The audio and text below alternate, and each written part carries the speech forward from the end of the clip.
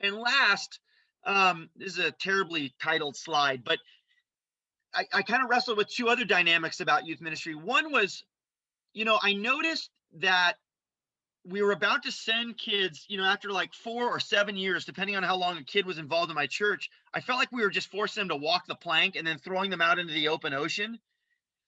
And I was struck by the fact that so many other environments in the adult world require a certain level of like high accountability and even directness, like when you're in an employment setting.